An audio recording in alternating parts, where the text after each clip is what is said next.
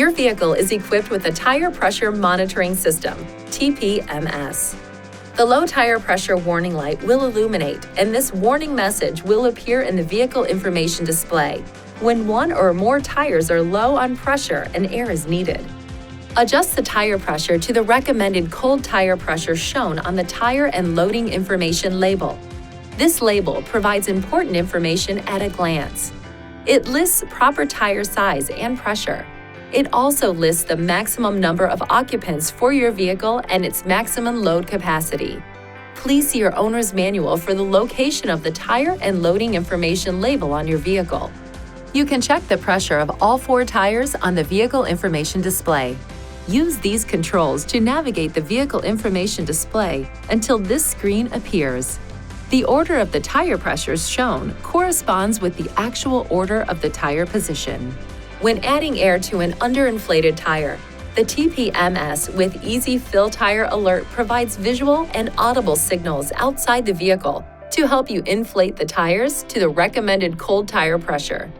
To use this system, ensure that the vehicle is parked in a safe and level place and that the parking brake is applied.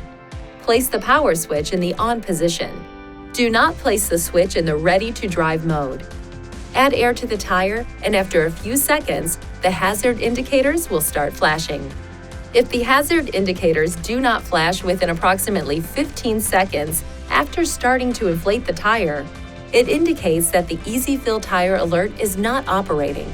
After the correct tire pressure is reached, the horn beeps once and the hazard indicators stop flashing.